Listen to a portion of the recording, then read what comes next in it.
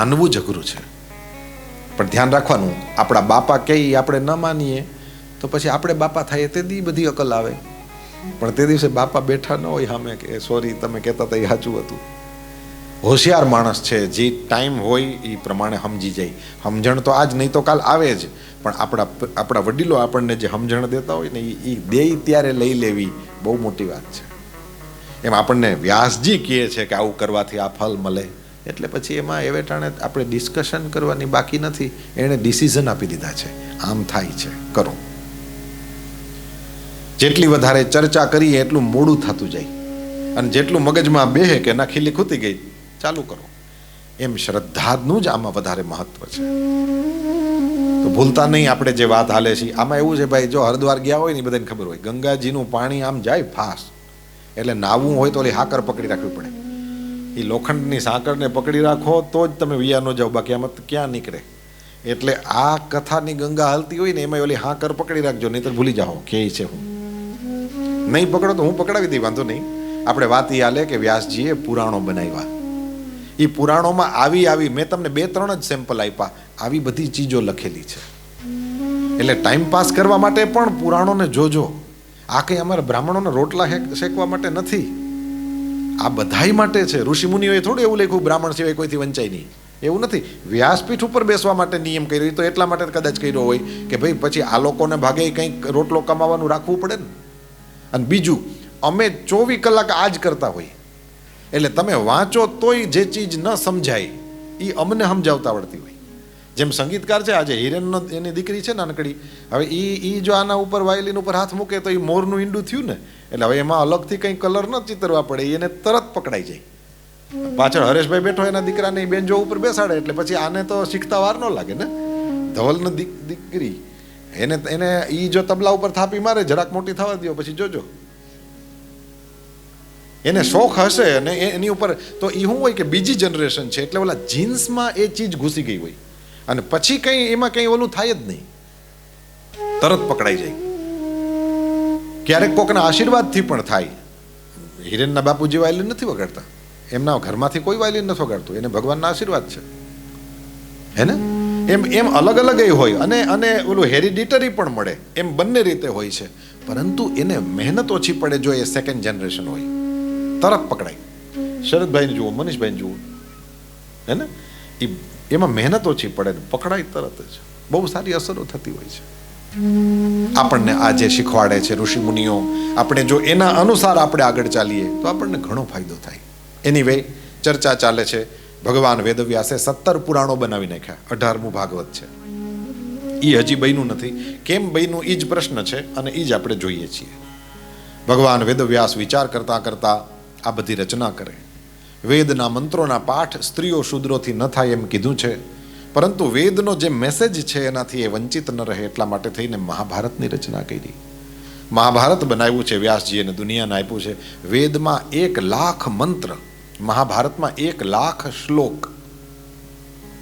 વેદમાં જે વસ્તુઓ મંત્રોના રૂપમાં છે એ જ વાર્તાઓના ગીતોના રૂપમાં મહાભારતમાં છે.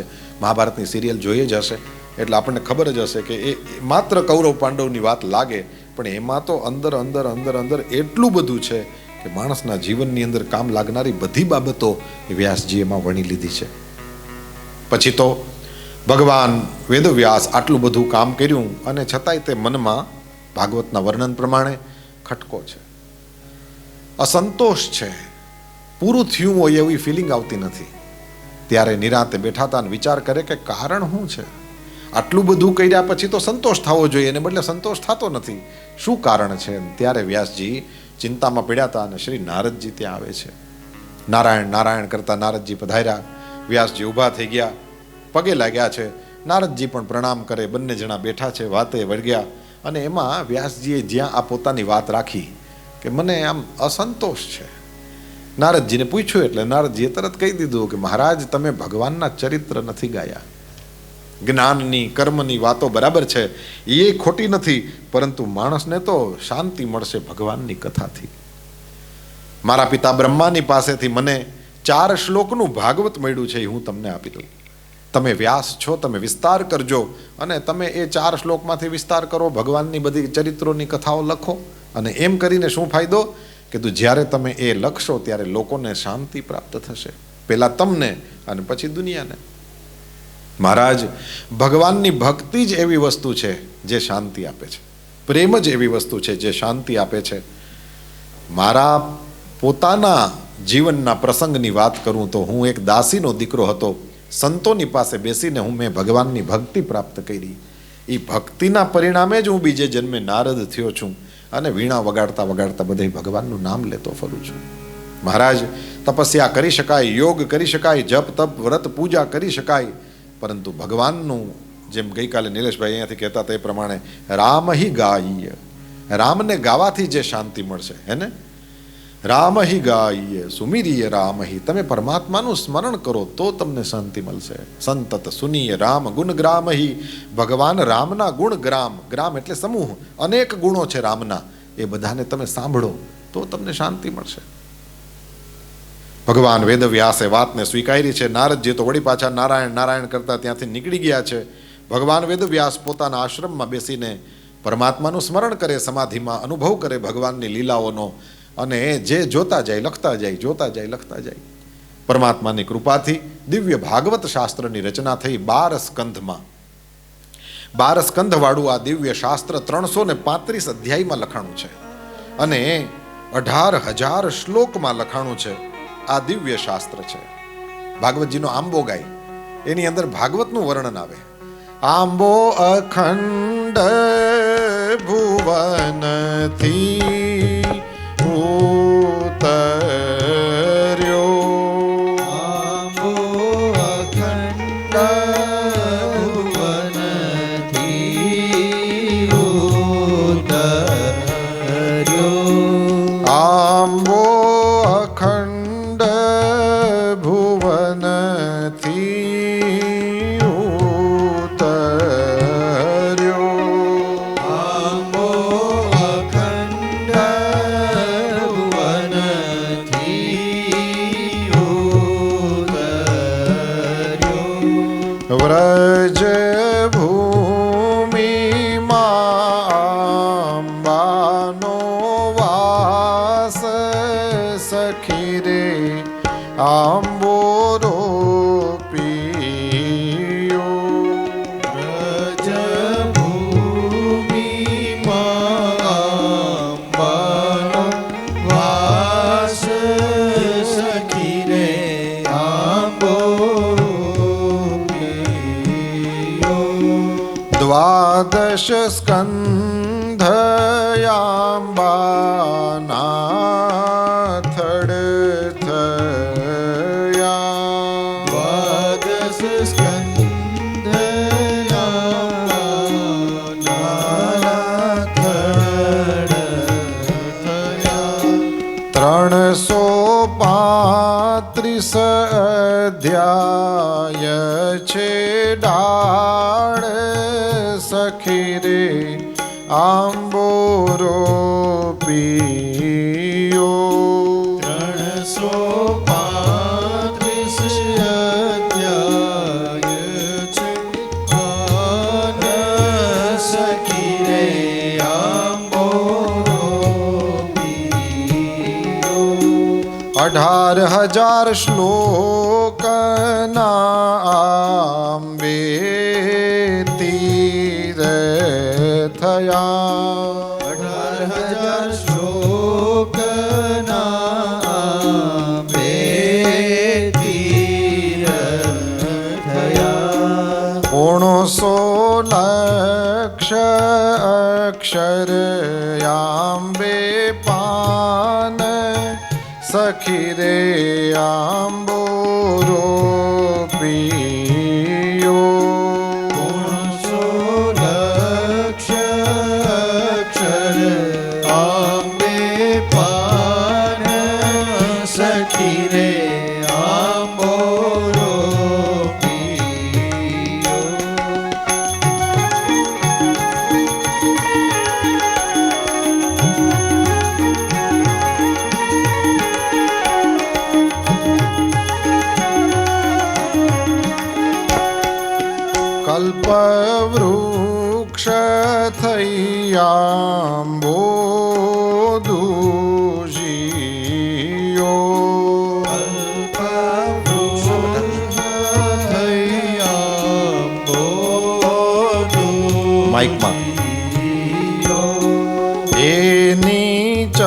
ચૌદ ભુવનમાં છે છાય સખી રે આંબોરો પીયો.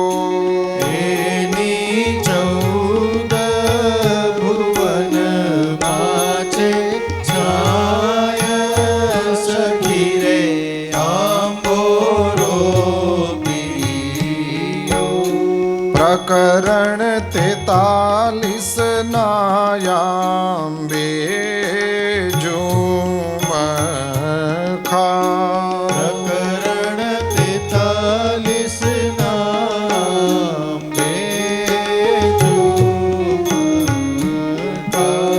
શ્રીમદ ભાગવત યાંબાના ફળ સખી રે આંબોરો પીયો.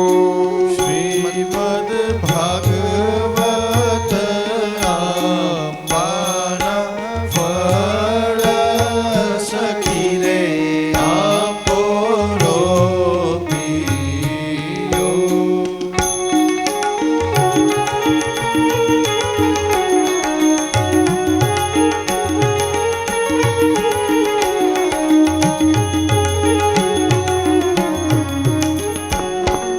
એ ફળ શ્રી શુકદેવજી વેડીને લઈ ગયા.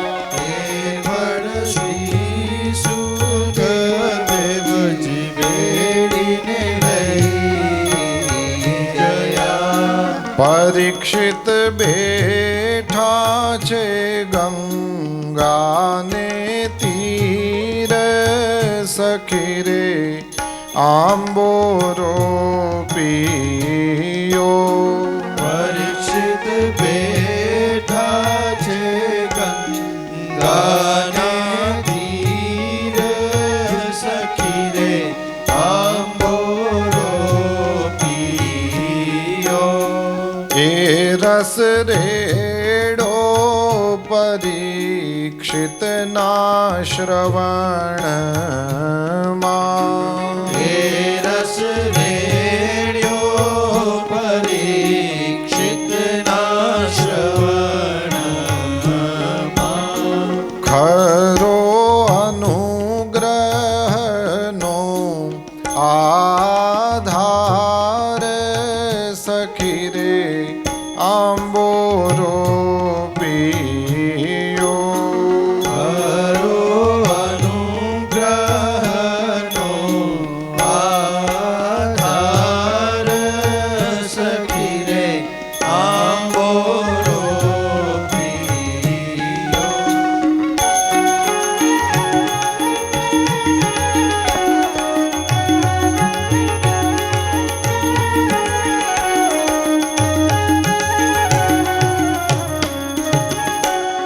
સાત દિવસમાં શ્રી કૃષ્ણ પદ મળ્યું. 7 દિવસમાં શ્રી કૃષ્ણ પદ મળ્યો. જય શ્રી પુરુષોત્તમ અભિરામ સખી રે આંબોરો પીયો.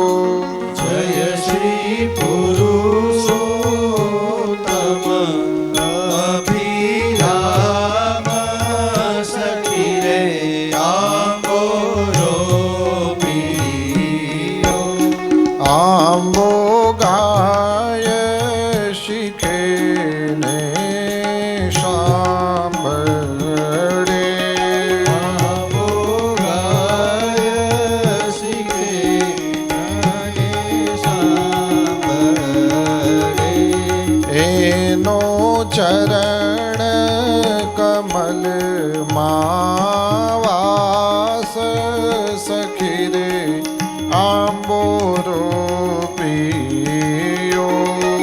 એનો ચરણ કમલમાં વાસ સખી રે આંબોરો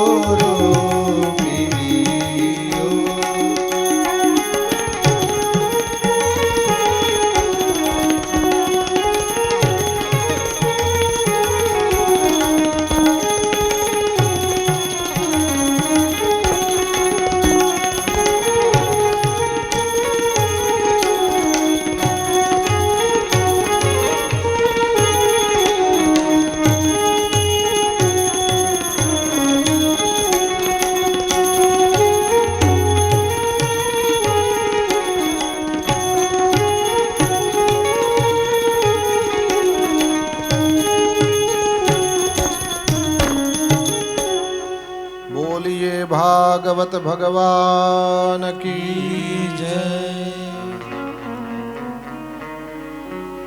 યસ્યામ વૈ શ્રૂયમાણાયામ કૃષ્ણે પરમ પુરુષે ભક્તિરુત્પદ્યતે પુંસઃ શોક મોહ ભયાપહ.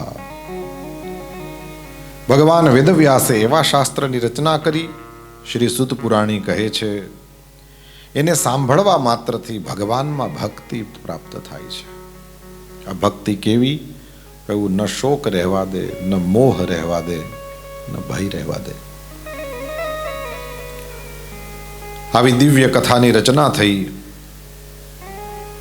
શ્રી સુખદેવજી મહારાજને ભણાવવામાં આવી. કારણ શું? કહે છે કારણ ખાલી આટલું જ કે ભગવાનના ગુણ એવા છે. આ શાસ્ત્રની રચના કરતાની સાથે જ ભગવાનના ગુણોમાં જેની બુદ્ધિ ખેંચાણી છે એવા સુખદેવજી મહારાજ એ આ ભાગવતને ભણવા માટે સામેથી આવ્યા છે અને પિતાની પાસે બેસીને ભાગવતને ભણે છે. મહારાજ પરીક્ષિતે કથા શાના માટે સાંભળી? ત્યારે પરીક્ષિત રાજાનો જન્મ કઈ અવસ્થામાં થયો એની ચર્ચા છે. મહાભારતનું યુદ્ધ પૂરું થાય, અશ્વત્થામાનું ચરિત્ર બતાવ્યું. દ્રૌપદીના સંતાનોને એણે મારી નાખ્યા છે. અર્જુનજી પ્રતિજ્ઞા કરે, અશ્વત્થામાને પકડવા જાય. કૃષ્ણ અર્જુન બંને જણા જઈને પકડી આવે.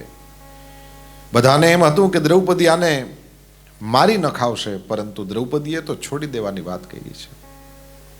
અર્જુનજી કહે છે મેં પ્રતિજ્ઞા કરી કે હું આને મારી નાખીશ ને તું કહે છો છોડી દે. કૃષ્ણ ભગવાને કીધું બ્રાહ્મણ છે એની શિખા કાપી નાખો, એની પાસે જે ધન હોય એ લઈ લો, ધક્કો મારીને બધાની વચ્ચેથી એને કાઢી મૂકો, એ એના મોત બરાબર જ છે. ભગવાને તો કૃપા કરી, અશ્વત્થામાનો જીવ બચ્યો છે, પરંતુ આ તરફ પરમાત્મા શ્રી હરિએ એનો જીવ બચાવ્યો તો એણે રાજી થવું જોઈએ, ભગવાન પ્રત્યે કૃતજ્ઞ રહેવું જોઈએ. એને બદલે વધારે ક્રોધમાં ભરાણો છે અને આ અર્જુન, એનો દીકરો અભિમન્યુ અને એની પત્ની ઉત્તરા, એ ઉત્તરાના પેટમાં બાળક છે આ પરીક્ષિત. બ્રહ્માસ્ત્રનો પ્રયોગ કર્યો છે અને એ બ્રહ્માસ્ત્રથી એ બાળકને મારી નાખવા જાય, પણ ઉત્તરા ભગવાનના શરણમાં આવી. પરમાત્મા શ્રી હરિને શરણમાં આવીને કહે છે પ્રભુ મારી રક્ષા કરો, મારી રક્ષા કરો. ભગવાન શ્રી હરિ ઉત્તરાના પાછા પેસતા શ્વાસ દ્વારા ઉત્તરાના પેટમાં ઉતરે છે અને પરીક્ષિતની રક્ષા કરે છે. જેવા જાય છે રથ તરફ ને હવે એમ થાય કે હવે દ્વારકા વયો જાઉં, અને ત્યારે કુંતી માતા આગળ આવે ને કુંતી માતા ભગવાનની સ્તુતિ કરે છે. નમસ્યે પુરુષમ ત્વાદ્યમ ઈશ્વરમ પ્રકૃતે પરમ અલક્ષ્યમ સર્વભૂતાનામ અંતર્બહિરવસ્થિતમ. નમસ્યે પુરુષમ ત્વાદ્યમ. પરમાત્માને પગે લાગીને કુંતી માતા એમ કહે છે પ્રભુ હું મારી નજરે જોઉં છું કે તમારી સગી માં દેવકી કરતા પણ હું તમને વધારે વાલી છું. કેમ? દેવકીના છોકરાઓને કંસે મારી નાખ્યા છે, પરંતુ જ્યારે મારી બાજુ જોઉં તો દેવકીને બચાવીને દેવકીના છોકરાઓને માર્યા, પરંતુ મારી બાજુ મારા છોકરાઓનોય વાળ વાંકો ન થવા દીધો, બલકે છોકરાનો છોકરો જે પેટમાં છે તમે તો એને બચાવ્યો. દેવકી માતાના 6 છોકરાઓ કંસ મારી નાખે છે, ત્યાં તમે એને અટકાવતા નથી. જ્યારે મારા 5માંથી એકેયનો વાળ વાંકો ન થવા દીધો કુરુક્ષેત્રના મેદાનમાં, અને છોકરાનો છોકરો છે એટલે મારી તો 4થી પેઢી, પણ એને તમે પેટમાં પણ બચાવવા ગયા છો. મારા ઉપર તમને વધારે પ્રેમ છે, એટલા માટે થઈને પગે લાગુ છું. આમ તો ભગવાન કૃષ્ણ એ કુંતી માતાના સગા ભત્રીજા થાય. વસુદેવ અને કુંતી સગા ભાઈ બહેન છે, તો પણ પ્રણામ. કેમ? કહ્યું આ તો ભગવાન જ હોય અને ભગવાનને પગે લગાય. ગાંધી બાપુ અને કૃષ્ણ ભગવાન આ બે એવા કે એ જીવતા હતા ને ત્યારે જ દુનિયાએ એની કિંમત કરી, નહીતર મોટે ભાગે કિંમત કોક મરી જાય પછી થાય છે. પણ કૃષ્ણ ભગવાન એવા છે કે હતા ત્યારે જ આસપાસ એવા લોકો હતા કે એમણે એની કિંમત કરી કે આ ભગવાન છે. ભગવાને કામ પણ એવા કર્યા કે એના હિસાબે પણ બધાએ સ્વીકાર્યું. ચાહે ગોકુળમાં, ચાહે મથુરામાં, ચાહે દ્વારકામાં ભગવાને થાણા બદલ્યા તોય બધાએ સ્વીકારે છે કે આ ભગવાન છે. એમ ગાંધી બાપુએ અહીંયા આફ્રિકામાં જે પ્રયોગો કર્યા, હિન્દુસ્તાનમાં આવીને જે બધા એના હતા ત્યારે સ્વીકાર્યું છે કે આ કોઈ મોટા મહાત્મા છે. ભગવાન શ્રી હરિએ કુંતી માતાની સ્તુતિ સાંભળી છે, એમને વરદાન આપ્યું છે અને પછી હસ્તિનાપુરમાં રોકાઈ ગયા છે. બધાને એમ થયું મારા માટે, હકીકતમાં ભીષ્મ દાદા માટે રોકાણા હતા, કારણ કે ભીષ્મ દાદા એણે ભગવાનની પાસે વરદાન લીધું છે કે મારો અંતિમ સમય હોય એવે સમયે તમારે મારી સામે ઊભવાનું. ઇતના તો કરના સ્વામી જબ પ્રાણ તન સે નિકલે, गोविंद नाम लेकर तब प्राण तन से निकले. श्री गंगा जी का तट हो या जमुना का बंसी बट हो, लेकिन मेरा सांवरा निकट हो जब प्राण तन से निकले. उस वक्त जल्दी आना नहीं शाम भूल जाना, बंसी की धुन सुनाना जब प्राण तन से निकले. પરમાત્માની પાસે ભક્તની પ્રાર્થના છે, પ્રભુ મારા શરીરમાંથી મારા પ્રાણ જાય એવે સમયે તમે મારી પાસે, બીજા કોઈને તો લાભ મળ્યો હોય કે ના મળ્યો હોય, પણ ભીષ્મ દાદાને મળ્યો. ભગવાન શ્રી હરિ જોવે કે યુધિષ્ઠિર બેઠો બેઠો રોવે છે, એની પાસે જાય. યુધિષ્ઠિર એમ સમજે છે કે મારા ને મારા સ્વજનોને મારીને મેળવેલી આ ગાદી મને સુખી નહીં કરે. કૃષ્ણ ભગવાને સમજાવવાની કોશિશ કરી છે, ધર્મ અધર્મનું યુદ્ધ હતું, આમાં કોઈ સ્વજનોને માર્યા નથી ને કંઈ નથી, તમે ચિંતા ના કરો. તો પણ ન સમજાણું, કારણ કે ધર્મ રાજા પોતે ધર્મ રાજા છે એટલે એને સમજાય નહીં. એટલે પછી ભગવાને વિચાર કર્યો કે જે ભગવાનથી ન સમજે એ કોનાથી સમજે? કીધું એ પોતાના કોક વડીલથી સમજે. બાપા પાસે બેસે છોકરાઓ કંઈ માને નહીં, પણ દાદા પાસે બેસે બધી વાત સ્વીકારે. વાત બાપા એ જ કરતા હોય અને દાદા એ જ કરતા હોય, પણ દાદા જે વાત કરતા હોય એમાં પ્રેમ હોય. તાર શું કરવું? તો મારે રમવા જવું, કંઈ વાંધો નહીં, થોડુંક લેસન કરીને જા. બાપા એ જ કહેતા હોય, પણ બાપામાં દાદામાં શું ફેર? તો કે હું તારો બાપ કે તું મારો બાપ. એને જાજી ધીરજ ન હોય, એ સીધો અહીંથી જ શરૂ કરે. હવે તમે સીધે સીધી તોપ ઉપાડો, મશીન ગન ઉપાડો, પછી છોકરો સામે ઉપાડે ને. બાપ દીકરામાં આમ કાયમનો પ્રોબ્લેમ. દાદા છે એ પ્રેમથી સમજાવે. ભીષ્મ દાદા પાસે લઈ ગયા.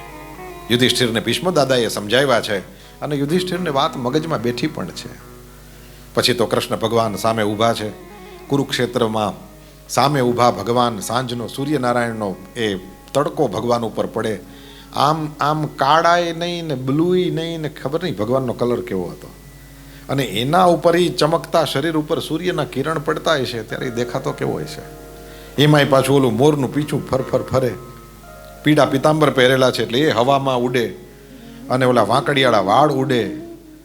અને ભીષ્મ દાદા ભગવાનની સામે જોઈ રહ્યા હો. નજર સામે ભગવાન હોય ને પછી શરીર છૂટે, ભાગ કેવા. અને ભગવાનનો ફોટો નહીં, ભગવાન પરમાત્મા ઊભા છે. એટલે પછી ભીષ્મ દાદાથી બોલાઈ ગયું કે મારે શરીર છોડવાનું છે, પણ પ્રભુ તમે રહેજો. સદેવ દેવો ભગવાન પ્રતીક્ષતામ, કલેવરમ યાવદિદમ હિનોમ્યહમ, પ્રસન્ન હાસારુણલોચનોલ્લસન, મુખાંબુજો ધ્યાનપથશ્ચતુર્ભુજ. પરમાત્મા શ્રી હરિમાં ભક્તિપૂર્વક પોતાના મનને લગાડ્યું, વાણીથી પરમાત્માની સ્તુતિ કરે છે. ભગવાન શ્રી હરિને શ્રી ભીષ્મ દાદા કહે છે, મહારાજ મારી બુદ્ધિ એ હું તમને આપું છું. આ બુદ્ધિ કોણ? કહ્યું કે પ્રભુ મારો ડિસિઝન પાવર છે. આ તો એ છે જેના હિસાબે હું હાલું છું. અને મારી પૂરેપૂરી બુદ્ધિ પ્રભુ હું તમને સમર્પિત કરી દઉં છું. એટલે કે બુદ્ધિ જાણે એની કુંવારી દીકરી અને એના લગ્ન ભગવાન હારે કરે છે. મારી ને તમારી દશા એવી છે કે આપણે આપણી બુદ્ધિને સંસારમાં અનેક જગ્યાએ લગાડીએ છીએ, જ્યારે આ એવા છે કે એણે બુદ્ધિને કુંવારી રાખી છે, ક્યાંય લાગવા ન દીધી અને ભગવાનને સમર્પિત કરી છે. પરમાત્માને સમર્પિત કરી છે આ બુદ્ધિ, અને ભગવાને એની બુદ્ધિનો સ્વીકાર પણ કર્યો છે. દિવ્ય સ્તુતિ કરીને ભીષ્મ દાદા ભગવાનમાં સમાઈ ગયા છે. પછી તો ધર્મરાજ્યનું વર્ણન કર્યું છે અને કૃષ્ણ ભગવાન દ્વારકાજી પધાર્યા. જરૂર પડી ત્યારે એકવાર પાછા આવ્યા છે. યુધિષ્ઠિરની પાસે અશ્વમેધ યજ્ઞ કરાવ્યો છે અને પછી ભગવાન શ્રી હરિ પાછા દ્વારકા જાય ત્યારે અર્જુનને લઈ જાય. ભગવાન શ્રી હરિ દ્વારકા ગયા. દ્વારકામાં ભગવાનનું સ્વાગત થાય અને ત્યારે પ્રશ્ન પૂછ્યો છે શ્રી શૌનક મુનિએ કે મહારાજ, ઉત્તરાના પેટમાં રહેલા છોકરાની રક્ષા કરી છે ભગવાને. આપ અમને એ કહો કે એનો જન્મ કેવી રીતે થયો અને એ મોટો કેવી રીતે થયો. એણે ભગવાનની કથા કેવી રીતે સાંભળી સુખદેવજી પાસે બેસીને. કથા સંભળાવતા શ્રી સુત પુરાણી કહે છે, સમય થયો ત્યારે 10 મહિના પરિપૂર્ણ થતાની સાથે માતાના ઉદરથી ઉત્તરાથી પ્રગટ થયા. બોલીએ પરીક્ષિત મહારાજ કી.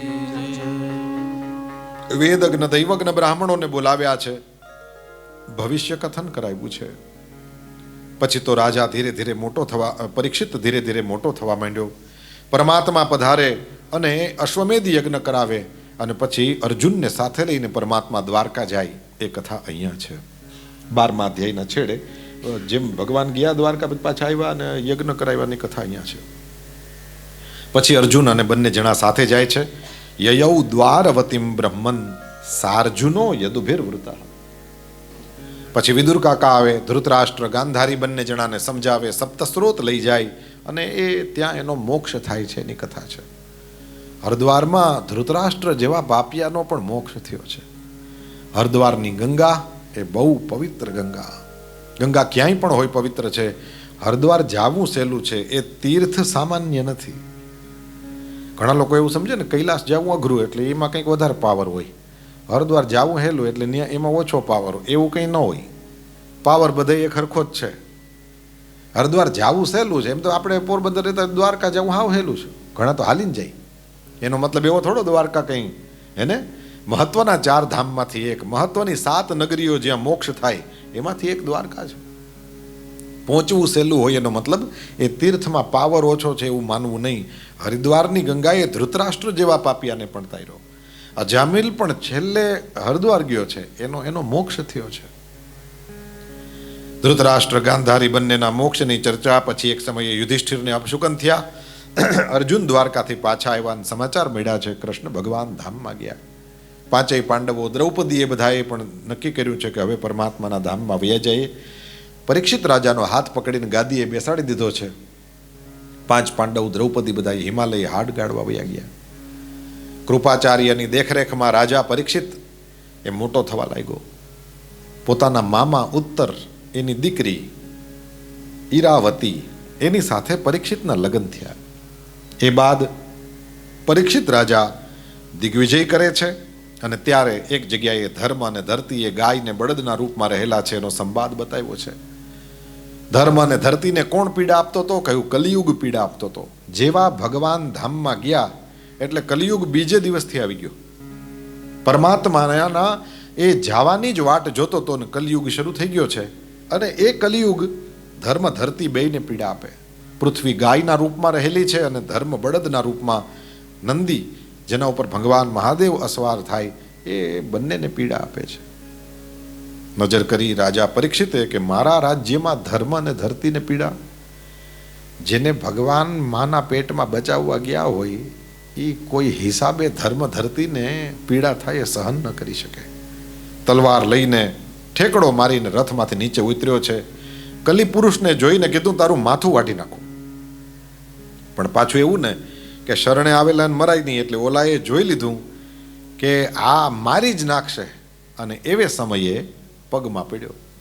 જેવો પગમાં પડ્યો એટલે રાજાએ કીધું કે પરીક્ષિતે કીધું કે તો પછી તને મારીશ નહીં, તું છે કોણ? કીધું મહારાજ હું કલિયુગ છું. પરીક્ષિત રાજાએ કીધું મારા રાજ્યમાંથી બહાર વયો જા. ઓલાએ કીધું મહારાજ જ્યાં જોવો ત્યાં તમારું જ રાજ્ય છે, ક્યાં જાઉં? કંઈક જગ્યા આપો કે આની બહાર ન નીકળતું. નહીં નીકળું. એટલે રાજાએ જુગાર, આ શ્રાવણ મહિનામાં આ કથા કરવી કે ન કરવી, જુગારમાં કલિયુગને બેહાડ્યો. પછી દારૂમાં બેહાડ્યો.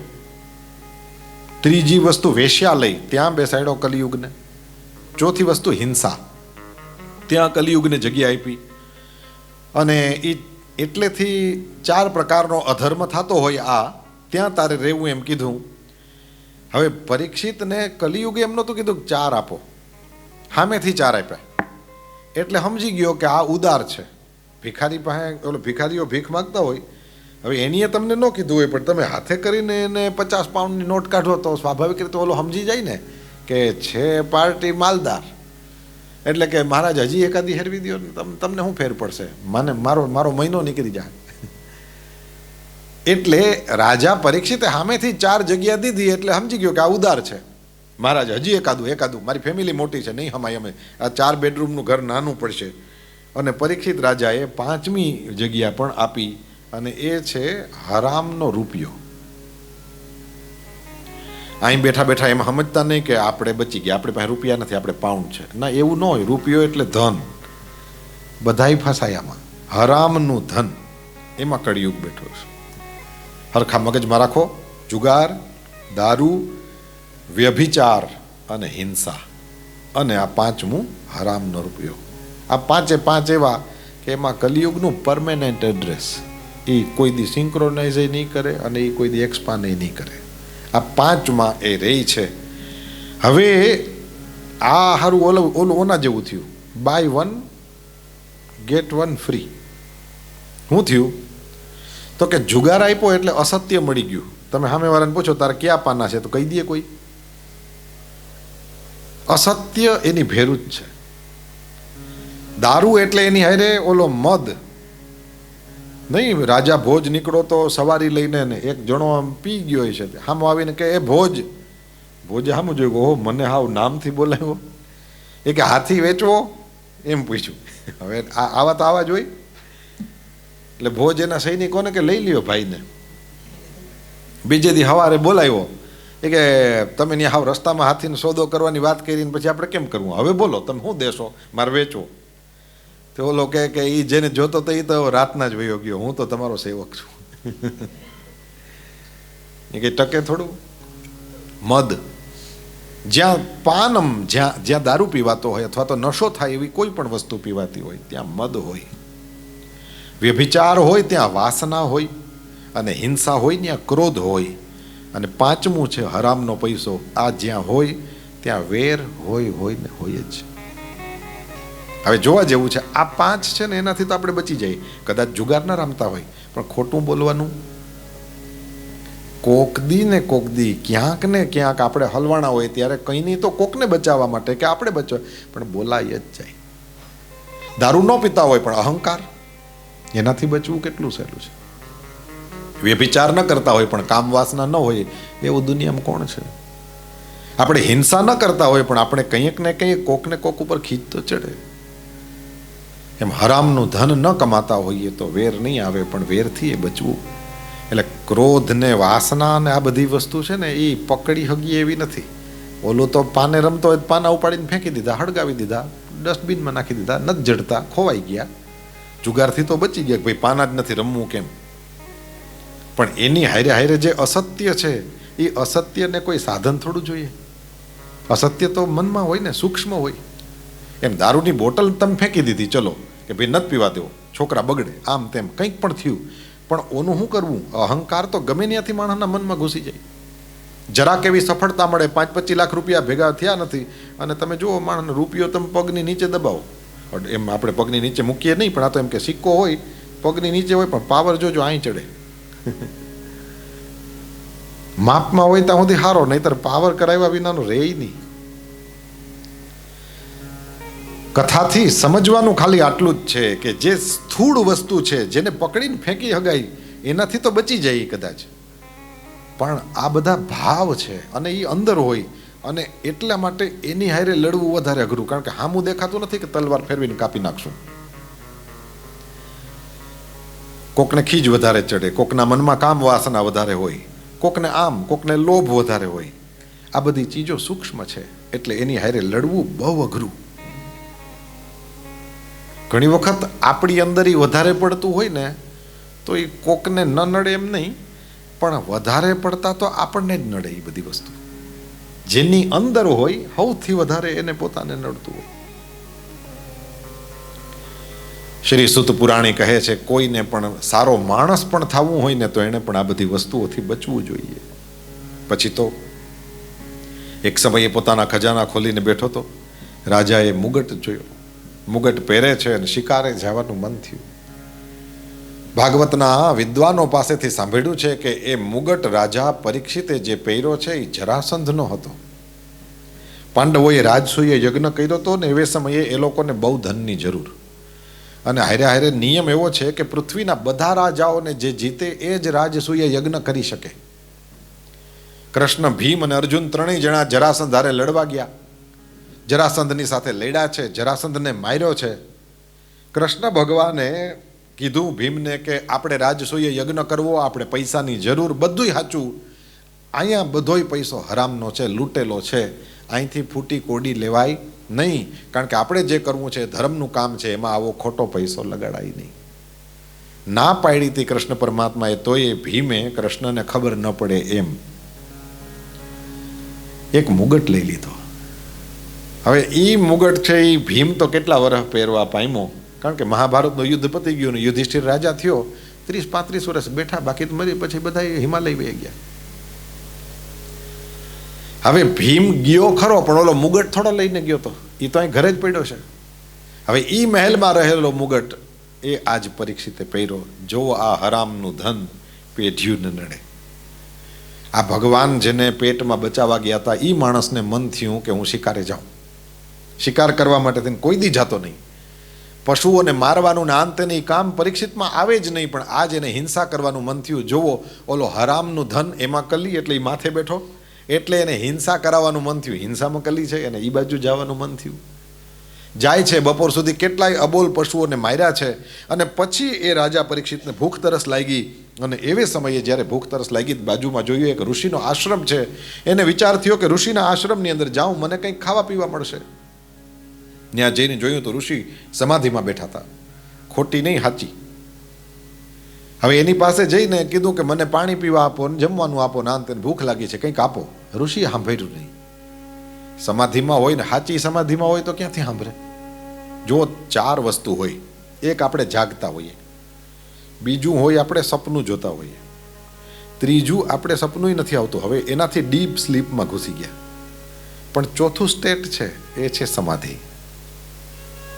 4 છે. હવે 4 માળનું બિલ્ડિંગ છે, એમાં નીચેથી અવાજ કરો, સપનું જોતો હોય સાંભળે કે ન સાંભળે, રિસર્ચ કરવું પડશે. કારણ કે સપનું કોઈ જોતો હોય ખબર કેમ પડે આ સપનું જોવે છે? તો આપણે એમ કહીએ ને કે સુરેશ સાંભળે કે નથી ખબર, એ ખબર નથી મને, આ એ કોક રિસર્ચ કરે તો ખબર પડે. પણ આપણને એ ખબર છે કે હું તો એ ન સાંભળે. તો તમે નીચેથી અવાજ કરો ને, 3જે માળે અવાજ ન જાય, 4થે માળે કેમ જાય? એટલે ઊભો છે સામે જ, પણ ઋષિ સમાધિમાં છે, એનું શું કરવું? એટલે પરીક્ષિત રાજા જે બોલ્યો એ ઋષિને કંઈ ખબર ન પડી. બાકી એ એવા નહીં કે આંગણે આવેલા રોટલો ન નાખો ને. ઋષિ મુનિઓ તો ગામને ઉપદેશ દેવા વાળો, એના આશ્રમમાં જાય એને તો પહેલા રોટલો મળવો જોઈએ. આજે પરબ જઈ અને રોટલો ન મળે એવું થોડું બને. કોકના ઘરમાં જાય તો એના અનુકૂળતા ન હોય, પણ વાતો બગડાણે જાઓ તો 24 કલાક ચાલુ હોય, સત્તાધાર જાઓ 24 કલાક ચાલુ હોય. જેવો ટાઈમ, ચા કોફી દૂધ આમ આપણને ઓફર જ કરવા માંડે. રોટલો ખાવો હોય તો તૈયાર છે, ગરમ છે, ચિંતા ના કરશો. બગડાણે રાતના 2 વાગે નિલેશભાઈ એવી ટાણી ગયા હતી કે એમના સમજતા હો કે અમે તમને વાસી દેવું. અત્યારે બનતું હશે. કેમ? તો કે તીર્થયાત્રીઓ નીકળતા હોય, બીજા ત્રીજા આશ્રમમાં 24 કલાક માણસની આવજા હોય, અને 24 કલાક ચા પાણી કોફી દૂધ અને આ રોટલો ચાલુ જ હોય. મેં પોતે એ વેટાણે એના રસોડા જોયું. એક ભરોહો ના આવે તો અમારે ભેરા હાલો. રાતના કેટલા 2-2:30 વાગ્યા છે, એ કે ભેગા હાલો, જોઈ લ્યો આ તપાલા ચડાવેલા છે કે નહીં. બેહું હોય તો અત્યારે ને અત્યારે, જો જમવાનું બાકી હોય તો બેસ જાઓ. બાપા સીતારામ અથવા સત દેવીદાસ, અમર દેવીદાસ, કેવી જગ્યાઓ. આશ્રમમાં તો રોટલો વધારે મોટો હોય, મંદિરોમાં તો પ્રસાદી એકને મળવી જોઈએ. ત્યાં ભેદ ન હોય. ઘરમાં તો આપણે કોકને ઘૂસવા દઈએ, નાઈ દઈએ, અને આપણને ખબર પડે કોને ક્યાં બેહાડાય, કોને ચાનું પૂછાય, કોને ના પૂછાય. ભાઈ બધી જાતના માણસ ઘરમાં આવતા હોય. આશ્રમમાં એવું ન હોય. ઋષિ જાગતા હોય તો સવાલ જ નથી, એને તરત જ બેસાડત અને એને જે કંઈ લાગુ પડતું હોય બધું ફળજળ મળે. પણ ઋષિ સમાધિમાં હતા, નીચેથી અવાજ કરો, 4થા ફ્લોર સુધી અવાજ ના ગયો. હવે ભૂખો માણસ છે એ પાછું ભડાકા બહુ બોલાવે, ખીજાય. એને ભૂખા માણસને ખીજ બહુ જલ્દી ચડે. એટલે રાજા પરીક્ષિતને પણ ચડી. અચ્છા, એકલો ભૂખ્યો નથી, થાકેલો ને ભૂખ્યો છે. શિકાર કરીને આવ્યો, શિકારમાં થાક છે. રાજાઓ બધા ઓલા પશુઓની પાછળ, હરણાઓની પાછળ પોતાના ઘોડા દોડાવે, એ યુદ્ધની પ્રેક્ટિસ છે. એટલે એના હિસાબે થાકેલો પણ હતો અને ભૂખ્યો તરસ્યો પણ હતો. બધુંય ભેરું થયું ને ઋષિ જવાબ ના દે, આવો ન બોલે, અને પાછો પોતે ચક્રવર્તી રાજા. બધુંય ભેરું થયું એટલે થાવા કાળ, બીજું હું. અને એના હિસાબે રાજાને ખીચ ચડી. લખ્યું છે બાજુમાં મરેલો સર્પ પડ્યો તો ધનુષ્યથી ઉપાડ્યો ને ઋષિના ગળામાં નાખ્યો. લ્યો મજા કરો. હલાવ્યા હોત ને તોય જાગી જાત, પણ ગળામાં સર્પ મૂક્યો. એને એમ કે હું અપમાન કરું. જાગશે ને આફેડી ખબર પડશે કે આવી રીતે બેઠા રહીએ ને કોકને આવો ન કહીએ ને તો આવું થાય. એટલે ખીજમાં, પણ જે થયું થયું. આમ વિનાશ કાળે વિપરીત બુદ્ધિ. બુદ્ધિ ઊંધી થાય સમજવાનું, આ વિનાશનો સમય આવ્યો. રાવણને એ લોકો બીજા બધાને હેરાન કરતા હતા હું વાંધો નહોતો, પણ ઋષિમુનિઓને, બ્રાહ્મણોને, સંન્યાસીઓને, સતીઓ, જતીઓને હેરાન કરવાના ચાલુ કર્યા, નિર્દોષ માણસોને હેરાન કરવાના ચાલુ કર્યા. એટલે પછી ચૈતર સુદ નોમના બપોરે ભગવાનને ધક્કો થયો. કારણ કે હવે એ ખોટે રસ્તે ચીડ્યા છે, હવે આને રોકવા પડે. ને તો દયાળુ છે ભગવાન, અકલ સુધારી શકે. રાવણને સુધારવાવાળા કેટલાય હતા, એનો પાર નહોતો. કેટલા જણા સમજાવવાની કોશિશ કરી છે, પણ પછી ખબર પડી ગઈ કે હવે આમાં ઓપરેશન જ કરવું પડે. હવે આ ટીકડી ગઈડે આને રોગ ન મટે, હવે ઇન્જેક્શનથી નહીં પતે, હવે સર્જરી જ કરવી પડે. એટલે દયાળુ ભગવાનને પણ સર્જરી કરવી પડી. નહીંતર પરમાત્મા દયાનો સાગર છે, આપણા હજારો અપરાધોને માફ કરે છે. પણ એ ચાન્સ વારે વારે દીધા તો એ કંઈ વૈરું નહીં, એટલે છેલ્લે આ કરવું પડ્યું છે. એમ રસ્તો ચૂકી જાય અને વધારે વાત આગળ વહી જાય તો પછી સજા થયા સિવાય રીએ નહીં. એવું થયું છે. ગળામાં સર્પ પહેરાવ્યો કોક જોઈ ગયું છે. અને જેવું એ કોઈ વ્યક્તિ આશ્રમનો ઋષિકુમાર જોઈ ગયો, તરત જ ત્યાં જઈને એનો દીકરો શૃંગી, આ ઋષિ બેઠા હતા એનું નામ શમિક, એનો દીકરો શૃંગી એ છોકરાઓની સાથે રમતો હતો. ને ત્યાં જઈને કીધું તું અહીં રમે છે ને ત્યાં તારા બાપાના ગળામાં કોકે મરેલો હરપ પહેરાવ્યો, તપાવેલા ત્રાંબા જેવો વર્ણ થયો, અંગારા વરસાવવા લાગી છે આંખો, ધ્રુજવા લાગ્યો છોકરો. શ્રાપ અને વરદાન દેવાની ત્રેવડ, પણ કોને દેવાય કોને ન દેવાય હજી શીખવાનું બાકી હતું. 15, 16, 17, 18 વર્ષનો છોકરો, પણ કૌશિકી નદીનું પાણી હાથમાં લઈ લીધું. જેણે મારા બાપના ગળામાં નાગ પહેરાવ્યો, નાગનો બદલો નાગ. આજથી 7મે દિવસે તક્ષક નાગ કરડશે, એનું મૃત્યુ થશે. શ્રાપ દીધો. રાજાની જિંદગી આડે ખાલી 7 દિવસ. દોડતો આવ્યો છે, રોઈને પોતાના પિતાના ખોળામાં માથું મૂક્યું છે, રોવા માંડ્યો. ગરમ ગરમ આંસુડા અડ્યા અને ઋષિની સમાધિ ખુલી ગઈ. ઋષિએ જોયું, કેમ બેટા રોવે? આમ ઈશારો કર્યો, તમારા ગળામાં જોવો. જોયું તો સર્પ. લે, હા અહીંયા ક્યાંથી આવી ગયો? આ તો આશ્રમનો આને છોકરા રમતા હતા. આ હાવ નિર્દોષ એવો છે, આ કંઈ ઝેરી તો છે નહીં. મરી કેમ ગયો ને પાછો અહીંયા મારા ગળામાં ક્યાંથી આવ્યો? એટલે છોકરો વળી પોતે કંઈક સારું કામ કર્યું એમ કે એ જેણે કર્યું છે અને એની સજા મળી ગઈ છે. જરાક વધારે પાવરમાં બોલ્યો. હોશિયાર માણસ સમજી જાય કે ભાઈ કર્યું હું તે કે તો ખરો. એટલે કે જેણે આમાં તમારા ગળામાં નાગ નાખ્યો છે એને શ્રાપ આપ્યો છે, 7મે દિવસે તક્ષક નાગ કરડશે, મરશે. મરણની સજા, દેહાંત દંડ એ ગમે ત્યાં એને ડેથ જે પેનલ એ સૌથી છેલ્લી હોય. એટલે વિચાર કર્યો કે એવો બધો હું અપરાધ કરી નાખ્યો કોકે કે મારી નાખવાની વાત કરે છે. ત્યારે આંખો બંધ કરીને બધું જ જોઈ લીધું. આપણે હવે સીસીટીવીમાં જોઈએ. ઋષિ મુનિઓને એ સાધન નતા લગાડવા પડતા, સાધના કરીને જોઈ લેતા હતા. પણ અત્યારે આપણે એ ચીજને સમજી શકીએ ખરા કે શું કર્યું હશે. બધું જ જાણી લીધું છે. અને પછી નિર્ણય આપ્યો કે છોકરા તે ભૂલ કરી. કેમ? રાજા છે, એ ત્યાં બેઠો બેઠો શાસન ચલાવે છે ને, એટલે આપણે આપણા આશ્રમમાં બેસીને શાંતિથી માળા ફેરવી શકીએ છીએ. એ ત્યાં બેઠો છે એટલે રક્ષણ કરવા વાળો ન હોય, રાજા ન હોય, આપણને બચાવવા વાળો કોક ન ઊભો હોય, ધર્મ ધરતી ગાય અને સ્ત્રીની રક્ષા માટે થઈને પ્રાણની આહુતિ દેનારા એ લોકો ન હોય તો આપણે નિરાતે બેસીને શાસ્ત્ર ન વાંચી શકીએ, માળા ન ફેરવી શકીએ, હોમ હવન ન કરી શકીએ. દીકરા, ચોર લૂંટારા પિંઢારા નથી આવતા અને એ આપણને નિરાતે આપણે ભજન કરી શકીએ છીએ. એનું કારણ એવા છે કે કેટલાય ખપી ગયા, પાડિયા થઈ ગયા છે, પણ મારા ધર્મની રક્ષા, હે ને, કોઈ બહેન બેટીની રક્ષા. અને આવો મનમાં સંકલ્પ હતો. લૂંટારાઓની સાથે લડે અને ગમે એમ કરીને એને ખદેડી મૂકે, પણ એ ધર્મ ધરતીની રક્ષા કરે. તારી ભૂલ થઈ દીકરા, કાચી બુદ્ધિનો છે હજી. શ્રાપ આપવાની ત્રેવડ ખરી, પણ એ હજી અપાય કોને કોને ન અપાય એનો વિવેક હોવો જોઈએ. અધિકાર વિના સાધન મળી જાય નુકસાન કરે. જે હોય તે હવે કંઈ થાય નહીં. એટલે તરત જ શમિક મુનિએ 2 શિષ્યોને મોકલ્યા છે. પરીક્ષિત રાજાને જઈને ખબર કરો, હવે આમાં કંઈ ફેરફાર તો થશે નહીં, તમારે જે અંતિમ સમયમાં કરવાનું જેવું હોય એ તમે કરી લ્યો. રાજાને ખબર પડતાની સાથે સર્વસ્વનો ત્યાગ ગંગાના કિનારે જઈને બેઠો. અનેક ઋષિ મુનિઓ આવ્યા છે કે આને તો બચાવવા ભગવાન ગયા હતા, માના પેટમાં હતો ત્યારે બચાવવા હાટું ભગવાન ગયા હતા. આનો જન્મય સામાન્ય રીતે થયો નથી, એટલે આનું મરણ કોઈ દી સામાન્ય રીતે થાય નહીં. પરમાત્મા જેના માના પેટમાં બચાવવા જાય એનું મરણ થવાનું છે. જન્મ બધાયનો સામાન્ય થાય, જેનું અસામાન્ય મરણ હોય એને આપણે ત્યાં મહાત્મા કહ્યો છે. આનો તો જન્મ પણ અસામાન્ય છે, એટલે આનું મરણ કોઈ દી સામાન્ય હોય નહીં. કંઈક ને કંઈક વાત તો થશે, જોઈએ આનું મરણ કેવી રીતે થાય છે. ઋષિમુનિઓ બધા આવ્યા છે, પોતાના શિષ્યોને પોતાના દીકરાઓને લઈને આવ્યા છે. પરબ્રહ્મ પરમાત્માની અંદર મળી જવાનો છે. આ રાજા કેવી રીતે મળે છે જોઈએ. રાજા ગંગા કિનારે બેઠો, બધા ઋષિઓને પગે લાગે, વંદન કરે અને એ બધાને કહે છે મારે 7મે દિવસે મરી જવાનું છે, તમે મને ભગવાનનું ધામ બતાવો, પરમાત્માની કથાઓ સંભળાવો. રાજાની વારંવાર વિનંતી. ઋષિઓ બધા એકબીજાની સામે જોઈ કરશું શું? અને ત્યારે સમસ્યાએ જ જાણે સમાધાનનું રૂપ ધારણ કર્યું છે અને ગાંડો આવ્યો એવો અવાજ સંભળાયો. બધા લોકો દ્રષ્ટિ કરે છે, કોણ ગાંડો છે? અને જોયું તો કોઈ ગાંડો નથી, આ તો સાક્ષાત સુખદેવજી મહારાજ છે. સભામાંથી કોઈ ઓળખી ગયું છે, કોઈને ઊભા ન કરવા પડ્યા, એની મેળે બધા ઊભા થયા. જય જયકાર બોલ સુખદેવજી મહારાજ કી જય.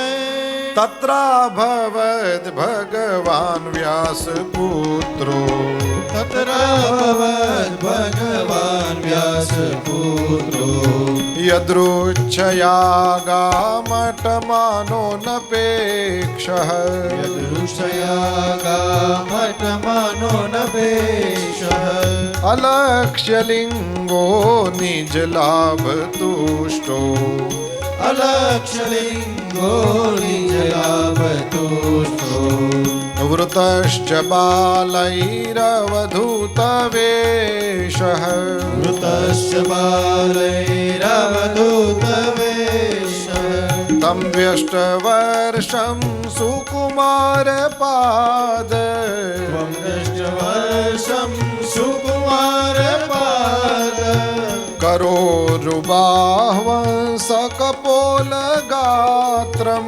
કરોરુભાવંસ કપોલ ગાત્રમ, નિચાર્વાયતાક્ષોન્નસ તુલ્ય કર્ણ, ચાર્વાયતાક્ષોન્નસ તુલ્ય કર્ણ, શુભ્રવાનનમ કંબુ સુજાત કંઠમ, શુભ્રવાનનમ કંબુ સુજાત કંઠમ, તત્રાભવદ ભગવાન વ્યાસ પુત્રો, તત્રાભવદ ભગવાન વ્યાસ પુત્રો, તત્રાભવદ ભગવાન વ્યાસ પુત્રો, તત્રાભવદ ભગવાન વ્યાસ પુત્રો, તત્રાભવદ ભગવાન વ્યાસ પુત્રો, તત્રાભવદ ભગવાન વ્યાસ પુત્રો.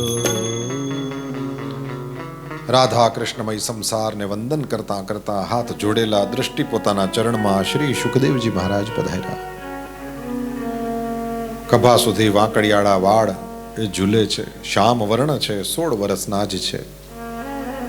છાતી બહાર, પેટ અંદર, પીપળાના પાંદડા જેવું પેટ, પાતળી કમર, મજબૂત શરીર, પરમહંસ સુખદેવ. પ્રેમણા પઠન ભાગવતમ શનૈ શનૈ. શ્રી સુખદેવજી મહારાજ પધાર્યા. દિવ્ય આસન રાખ્યું તો એના ઉપર બેઠા છે. પરીક્ષિત રાજા પગે લાગ્યા. 2 પ્રશ્ન પૂછે છે, મહારાજ જીવન દરમિયાન શું કરાય, મરણ સમયે શું કરાય? ઋષિમુનિઓને પણ એ જ પ્રશ્ન પૂછ્યા હતા. અત્યારે મોક્ષનો ઉપાય પૂછે છે શ્રી સુખદેવજી મહારાજને. સુખદેવજી મહારાજ વાતની શરૂઆત કરે છે. રાજા બહુ સારું પૂછ્યું. બીજા સ્કંદના પ્રારંભે શ્રી સુખદેવજી મહારાજ રાજાને કહે છે, આત્મવાદીઓએ આ પ્રશ્ન સ્વીકાર્યો છે. રાજા, સાંભળવા જેવી હજારો બાબતો, પરંતુ એની અંદર આના જેવું કંઈ નહીં. આમ કહીને રાજાને કહે છે, મરણનો સમય આવે ત્યારે ધ્યાન કરો. આ એક જબરી વસ્તુ છે. સુખદેવજી મહારાજ પોતે આમ વેદાંત દ્વારા, એટલે કે શરીરને ન ગણે, સંસારને ન ગણે, આત્મા પરમાત્મામાં સમજે. અત્યારે રાજાની સામે વાંચવાની છે, કથા વાંચવાની છે. આત્મા પરમાત્માની વાતો છે ખરી, પણ એમાં મૂકી છે મુખ્ય કથા છે, ભગવાનનું ચરિત્ર છે. એટલે સુખદેવજી પોતે જેવા છે એને બદલે બીજું બોલશે. રાજાને કથા સાંભળવી એટલે કથા કહેશે. તો કથા અને ઓલું આત્મા પરમાત્માની વાતો એના સિવાયની ત્રીજી ચીજ સૌથી પહેલા રાજાને કહે કે તું ધ્યાન કરતા શીખ. હવે આપણે શું સમજીએ ધ્યાનનો મતલબ શું થાય કે આમ ઓલું પદ્માસન વાળીને બેહવાનું અને પછી હવામાં આમ ધીરે ધીરે ઊંચા થતા હશે કંઈક. એવું કંઈ થાય નહીં. ઘણા તો ઉપડે એમય નથી એટલે એમય ન થાય. એમ કંઈ ઊંચા ના થાય કોઈ. ધ્યાનનો મતલબ સીધો સાધો શું ખબર? વિચારવું એટલે ધ્યાન. કોકને એમ થાય એ તમારે ઓટોમેટિક ચાલુ જ હોય, એમ નહીં. જુઓ, આ રાધાકૃષ્ણ બેઠા છે, આપણને આર્ટિફિશિયલ ઇન્ટેલિજન્સે બનાવી દીધું છે આ ચિત્ર, રાઈટ? કોઈ પેઇન્ટરનું કામ તો છે નહીં. પણ ભગવાનનું સ્વરૂપ જુઓ. હવે એ પરમાત્માના સ્વરૂપને તમે ચરણ જુઓ. હવે ત્યાંથી ઉપાડવાનું એના ચરણ, એનું નૂપુર, એનું પીતાંબર, એના પગની પિંડલી, ગોઠણ, સાથળ, કમર, પેટ, છાતી, ડોક, સુંદર ચહેરો, એમાંય તે હોઠ, ભગવાનના દાંત, સરખા જ બંને કાન, નાક, સુંદર કમળ જેવી આંખો, ધનુષ્ય જેવી ભમર, ઊંચું લલાટ જેમાં કસ્તુરીનું તિલક, અને અષાઢ મહિનાનું વાદળામાં જેમ પાણી ભર્યું હોય એવા ભગવાનના વાંકડિયાળા કાળા વાળ, અને એના ઉપર રહેલો મુગટ, અને એની માથે મોરનું પીછું. આ વસ્તુને આંખો બંધ કરો અને ભગવાનના ચરણ, એના લાલ લાલ તળિયા, ભગવાનના નખ, એમાંથી લાઈટ નીકળે, ભગવાનના સુંદર સોનાના નૂપુર પહેર્યા, એના ઉપર ભગવાનની સુંદર પિંડલી, કેળના થાંભલા જેવી સીધી સાથળ, સિંહ જેવી પાતળી કમર, પીપળાના પાંદડા જેવું ભગવાનનું પેટ, ઊંચી ઉભરેલી ભગવાનની છાતી, એમાં લક્ષ્મીજીનું ચિહ્ન હોય એવી રીતના સોનાનો લીટો છે, એ લક્ષ્મી છે. કૌસ્તુભ મણી પહેરે છે ભગવાન, શંખ જેવી ભગવાનની ડોક છે, સુંદર ગાલ છે ભગવાનના, દાડમની કડી જેવા દાંત, લાલ પરવાળા જેવા ભગવાનના હોઠ, અણિયાળી નાસિકા, અને એમાં મોતી પહેરે, નકવેસર કહેવાય, એકદમ સરખા કાન, અને એમાં ભગવાન કુંડલ પહેરે, હાથીની સૂંઢ જેવા 4 હાથ, અને એમાં શંખ, ચક્ર, ગદા, પદ્મ ધારણ કરે, ભગવાન શ્રી હરિની કમળ જેવી મોટી મોટી આંખો, એને ધનુષ્ય જેવી ભગવાનની ભમર, ઊંચું લલાટ, એમાં કસ્તુરીનું તિલક કરે, અને સુંદર ભગવાનના વાળ. વિચાર કરો, આ કોઈ તમને સાંભળવામાં આવે તો એ વેટાણે તમારા મનમાં કામ, ક્રોધ, લોભ, મોહ, ઈર્ષા, અદેખાઈ, રાવણ, કુંભકર્ણ, શિશુપાળ, ઇમ્પોસિબલ. અચ્છા, આ કરવામાં સાધન શું જોઈએ? માળા, હવન સામગ્રી, મૂર્તિ, પંચામૃત, ચંદન, ચોખા? નથિંગ. હવે સમજો વાતને.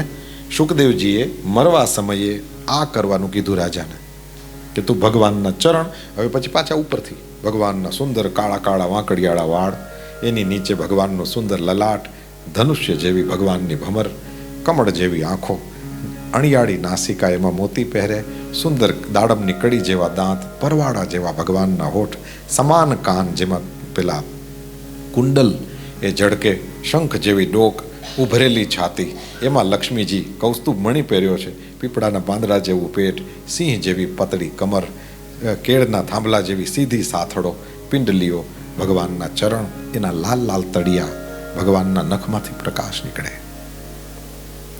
જોયું તમે? ઓલા બાબરા ભૂતની વાત સાંભળી કે નહીં? બાબરો ભૂત હતો ને, એ કોક ઉપર પ્રસન્ન થયો એટલે એને કે તાર મને કામ કહેવાનું, નહીં તો માર નાખું. કામ કે ભાઈ આ 200 ખુરશી ગોઠવી દે, 1-2 સેકન્ડમાં ગોઠવીને પાછો આવે. હવે બીજું કામ કે, કામ જ કીધા રાખવાનું.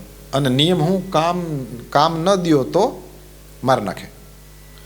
ઓલો તો મીડિયો એક પછી એક કામ કહેવા, ને આવડો આ દર 2-5 મિનિટ થાય, થોડીક વાર પછી આવીને કે નવું કામ કે, કાં તો કે ઓલું થઈ ગયું, હેરાન થઈ ગયો. પછી કોઈક સંત મહાત્માને મળ્યો તો એને કીધું કે આ અન્ય તો હવે હેરાન કરી નાખો મને. તો કીધું રસ્તો કંઈક બતાડો. તો કંઈ વાંધો નહીં, હમણાં રસ્તો. બાબરો ભૂત આવ્યો, કામ બોલ. હવે શું કહેવાને? તો કે એમ કે આમ હરખો ઊંચો થાંભલો બનાવો. થાંભલો 2 મિનિટમાં લઈ આવ્યો. આ થાંભલો એ કે હવે આપણે ફરિયામાં બરાબરનો રોપી દે. એ રામાપીરના મંડપ જેવો રોપ્યો મોટો. અને પછી કીધું હવે હું બીજું કામ ન કહું ત્યાં સુધી ચડ અને ઉતર. ઉતરી જાય કે હવે તો કે હવે પાછો ચડી જાય, હવે તો કે ઉતરી જાય. એટલે ચડ ઉતર ચાલુ રાખી. આ મન છે ને એ જ બાબરો ભૂત છે. તમે એને કામ ના દ્યો તો તમને જ મારી નાખે, ઊંધેરે વાડે ચડાવે. આ મન છે ને એ જ ભૂત છે. એને આપણે શું કરવાનું?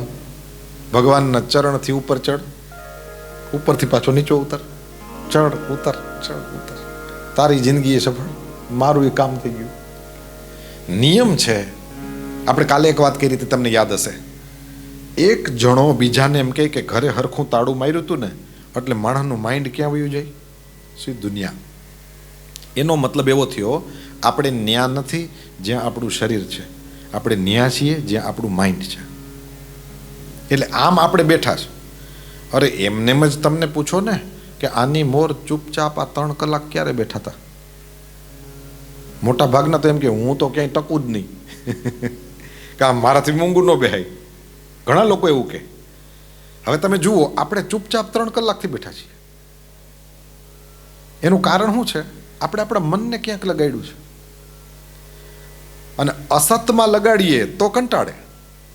ગમે એવા વિષય ભોગમાં લગાડી દો, શબ્દ સ્પર્શ રૂપ રસ ગંધમાં લગાડો, 100% થાકે. પણ ભગવાનમાં કેમ કે સત છે એમાં લાગે એટલે થાકે નહીં. કથા પૂરી થાય ત્યારે 7 દિવસ નીકળી ગયા એવું તો આપણે ક્યારેક બોલીએ છીએ. અને મને કોઈ પૂછે તો હું એમ કહું કે 25 વર્ષ નીકળી ગયા છે. 1999 થી ચાલે છે આ બધું, બધાના સપોર્ટથી.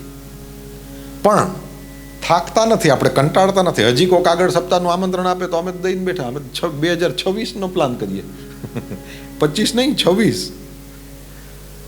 હું કામ? આપણે કોક સતની હારે જોડાયેલા છીએ. અને આ સત છે એ થાકવા ના દે, ઉલટાની નવી નવી એનર્જી આપે. કારણ કે સત છે. ખોટામાં પડ્યા એટલે મરવાના, પણ હાચામાં પડ્યા તો જેટલી વાર પડ્યા એટલી વાર તો આપણે બચી જઈશ.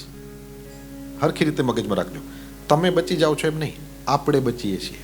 કારણ કે અમે આ ન કરી રાખીએ તો અમને બીજું પકડે. કંઈ આપણે કંઈ હે ને, આ બધા સેમ જ પીઝા ખાવાવાળા બેઠા છે. હરખા જ છે બધા. એટલે શું કરવાનું? તો કે જે છે એ તો છે જ, પણ થોડાક દી વડીલોની કૃપાથી આપણને બધાને એકબીજાનો હાથ પકડીને હરિગુણ ગાવાનો ચાન્સ મળે છે. આપણું અઠવાડિયું સુરક્ષિત થઈ જાય છે. હવે જુઓ જોઈએ, આ બધા કેવા હોશિયાર હતા કે એના બહાને આપણને આવું સારું કામ કરવા માટે અને એમ કરીને આપણી જિંદગીના 7 દિવસ સુધારવા માટે આપણને ચાન્સ આપ્યો. ઉપર કંઈ થાય ન થાય, કોઈ સ્વર્ગ ને વૈકુંઠને જોવા નથી ગયું. મળે તોય સારું, ન મળે તોય આપણને કંઈ વાંધો નથી. પણ કમસે કમ આપણી જિંદગીના 7 દિવસ તો આપણે બચી ગયા કે નહીં? અહીંયા બેઠા છીએ ત્યારે 3 કલાક તો આપણા મનમાં કામ, ક્રોધ, લોભ, મોહ, ઈર્ષા, અહંકાર, કોઈ કંઈ પાપ નથી કરતા, ખોટું નથી બોલતા, બધું જે ઉલટાના હરિનામ લઈએ છીએ, ફાયદો તો છે ને. આવા નાના નાના યુનિટમાં આપણે ફાયદો ભેગો કરતા જઈએ, એનું જ નામ જિંદગી. એક એક ઈંટ મૂકવાને જ દિવાલ બનવાનું કહેવાય. એક હાયરે કંઈ ઈંટનો થપ્પો કરીને આમ કોક એમ કે હું આમ સીધી કરી દઉં, એ થાય કોઈ દી? બધું પડે. એક એક જ મૂકતું જવાનું હોય. એમ આપણે આપણી સવાર સુધારી લીધી. કરાગ્રે વસતે લક્ષ્મી કરમૂલે સરસ્વતી કરીને જમવા બેઠા, સહના વવતુ સહનૌ ભુનકતું. જુઓ, બીજી ઈંટ મૂકી. સાંજ પડી, વળી પાછા દીવા અગરબત્તી કર્યા ભગવાન પાસે, અને સર્વેત્ર સુખિનઃ સંતુ સર્વે સંતુ નિરામયા, જે ભાષામાં આપણને મગજમાં બેહે. રાતના વળી પાછા કાયેન વાચા મનસેન્દ્રિયૈર્વા બુદ્ધ્યાત્મના વા. આ બધી ચીજો તો છે જે એક એક ઈંટ મુકાતી જાય છે. જે આપણે આપણા વડીલોને આજે પૂજીએ છીએ ને કે એની પુનાઈ, એ લોકોને પુનાઈ કરવાનો ટાઈમ જ નહોતો. એ આપણે જેટલા છોકરા હતા એ બધાના પેટ ભરવામાંથી જ ઊંચા ન થતું. અને દેશ બદલાણો એટલે અહીંયા એ છેડા ભેરા કરવામાં એ લોકોને જે તકલીફ પડી છે, તો પણ આંગણે આવડ્યા અતિથિને જમાડવું, તો પણ ઇન્ડિયાથી આવેલા કોઈ પણ સાધુ બ્રાહ્મણને જોયા એટલે એના પગ પૂજવા, એને થાય એવું પોતાનાથી દક્ષિણા આપવી, એ બધું કરતા રહ્યા. આપણે એના કરતાં વધારે સુવિધામાં, વધારે સુખમાં જીવીએ છીએ. આપણી પાસે પુનાઈનો ટાઈમ હોવો જ જોઈએ. એને નહોતો તોય એણે કર્યું. એને ખેંચાઈ રહેતા હતા અને કેટલા કેટલા કલાક કામ કરતા હતા. મને હું બધા લોકોના ઘરોમાં, મને જે બોલાવે એના ઘરોમાં જાઉં, પણ હું એની અંદર ત્યાં તમારી પાસેથી પાઉંડિયા ઉઘરાવા નથી જતો, ભગવાનની દયા છે. પણ હું મેઇન કામ એટલા માટે જાઉં છું કે હું તમારી પાસે બેસું ને ત્યારે મને ઘણું બધું તમારામાંથી સાંભળવા મળે. હું થોડો 72ની સાલમાં યુગાન્ડાથી ભાગીને આવ્યો છું. હું તો તમારા લોકોમાં ઘરોમાં બેસું અને ત્યાંથી મને સાંભળવા મળે, એનાથી મને ખબર પડે. અને મને જે મેઇન ખબર પડે ને રમણભાઈ, શું છે ખબર છે? કે જુઓ, એ લોકોએ પણ ધર્મ ન મૂક્યો. એનો મતલબ શું થયો? આટલા ભીડમાં બે છેડા ભેરા કરવામાં જે ટીંગાઈ જતા હતા એમ કહેવાય, એવા લોકોએ પણ આ બધી ચીજોને પકડી રાખી. તો આપણે ઘણા નિરાતમાં જીવીએ છીએ. આપણે જો આ ના પકડ્યું તો જમરાજ બે દંડા વધારે મારશે કે તને મેં સુવિધામાં જન્મ આપ્યો હતો. પકડી રાખવા જેવી ચીજ છે ક્યાં છે જુઓ. એટલે આ બાબરા ભૂતને હરખો રાખવું હોય તો સુખદેવજી મહારાજ કહે છે, તારે આમાં હવન સામગ્રી ને કંકુ ચોખા નહીં જોઈએ, તારે આમાં માળા ને પુસ્તક નહીં જોઈએ. તું ખાલી આનું ધ્યાન કર, કારણ કે તારું શરીર જ્યાં છે ત્યાં તું નથી, તારું મન જ્યાં છે ત્યાં તું છે. સુખદેવજી મહારાજ રાજાને આવું કેમ શીખવાડે? તો કે એટલા હાટું શીખવાડે કે મરવા સમયે જો પડ્યા હઈશું, હવે હાથ ન હાલતો હોય તો માળા કેમ ફેરવશું? આંખે દેખાતું ન હોય તો વ્હીલચેરમાં કોઈક સનાતન મંદિરે લઈ આવે, પણ રાધા કૃષ્ણ, લક્ષ્મીનારાયણ, સીતારામ દેખાશે નહીં. કાન કામ નહીં કરતા હોય તો સ્પીકર પાસે બેઠા છે પણ સંભળાશે કઈ નહીં.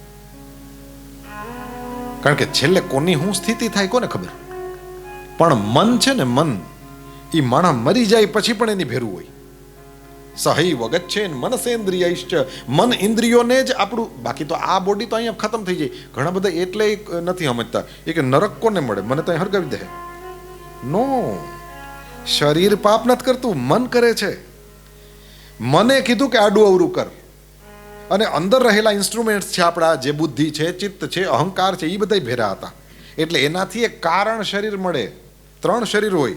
એક આ ફિઝિકલ ગ્રોસ બોડી જે આપણી સામે સ્થૂળ શરીર કહેવાય, એક મન ઇન્દ્રિય છે, એક કારણ શરીર કહેવાય, સૂક્ષ્મ શરીર કહેવાય. એને એવું નરક ને સ્વર્ગ ને એ બધું છે, એવું શાસ્ત્રોમાં વર્ણન છે. અને ત્રીજું કારણ શરીર છે, એ છે વાસના. એના કારણે આપણે અહીં ધક્કો થયો છે.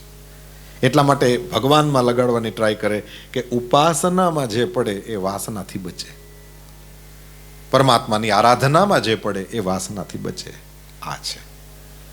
એટલે પરીક્ષિત રાજાને સુખદેવજીએ છેલ્લે ધ્યાન કરવાનું શીખવાડ્યું. રાજા, હાથ હાલતો જ ન હોય તો માળા ના થાય, આહુતિ ન નાખી શકાય, 5 આંગળીનું પુણ્ય ન થઈ શકે, પણ મન તો તારી પાસે જ છે. ધ્યાન કરવામાં મન સિવાય કંઈ ના જોઈએ. તમે ત્યાં છો જ્યાં તમારું મન છે. કેવી અદ્ભુત વસ્તુ શીખવાડી રાજાને. આપણા બધાય માટે કામની છે આ. કારણ કે આપણે બધા સેમ પાઇપમાં જન્મ થયો, એટલે આપણે બધા સેમ પાઇપમાં આવી ગયા.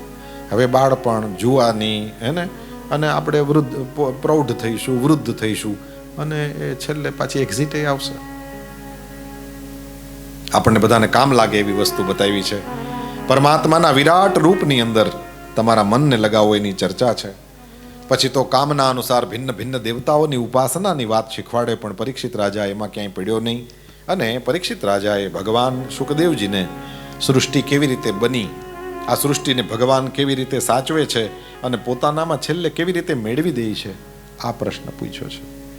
સુખદેવજી મહારાજ પરમાત્માને પ્રણામ કરીને પછી એ સૃષ્ટિ કેવી રીતે બની એની વાત કરતા કહે છે, રાજા, સૌથી પહેલા ભગવાન સિવાય કોઈ ન હતું, કંઈ ન હતું, અને એ પરમાત્માએ એકમાંથી અનેક થવાની ઈચ્છા કરી છે. કાળ કર્મ સ્વભાવનો સ્વીકાર કર્યો છે. 3 પ્રકારના અહંકાર ઉત્પન્ન થયા. પહેલા આ 5 મહાભૂત બનાવ્યા. આકાશ, એમાંથી વાયુ, એમાંથી અગ્નિ, એમાંથી પાણી, એમાંથી પૃથ્વી. મને ખબર છે જરાક અઘરું છે, ખાલી કાન પવિત્ર કરો, યાદ નથી રાખવાનું, પરીક્ષા નહીં લઉં છેલ્લે. આ 5 બનાવ્યા. આકાશનો ગુણ શબ્દ છે. શબ્દ આપણને સંભળાય એટલા માટે કાન આપ્યા. આકાશમાંથી હવા થઈ, હવા આપણને અડે એટલા માટે ચામડી આપી. એમાંથી અગ્નિ થયો છે. આ અગ્નિ દેખાય, ન આકાશ દેખાય ન હવા દેખાય, અગ્નિ દેખાય, એ જોવા માટે આપણને આંખ આપી. અગ્નિમાંથી પાણી થાય, પાણી ચખાય, એ ચાખવા માટે જીભ આપી. અને એમાંથી પૃથ્વી થઈ, પૃથ્વીનો ગુણ ગંધ છે, ગંધ લેવા માટે નાક આપ્યું. એટલે આમ આકાશ, વાયુ, અગ્નિ, પાણી, પૃથ્વી 5. શબ્દ, સ્પર્શ, રૂપ, રસ, ગંધ 5. આંખ, કાન, નાક, જીભ, ચામડી 5. આ બધી વસ્તુઓ આપી. હવે આંખ ખાલી જોઈ દે, એ બીજું કંઈ ના કરે. પણ આ તરફ હોલ છે, આ તરફ કથા છે, એ આંખ દેખાડે. આપણી મરજી હોય તો આપણે એ પગથિયા ચડવા પડે, અથવા તો લિફ્ટમાં ઉપર આવવું પડે, એના માટે પગ કામ કરે. એટલે ઓલા 5, આંખ, નાક, કાન, જીભ, ચામડી,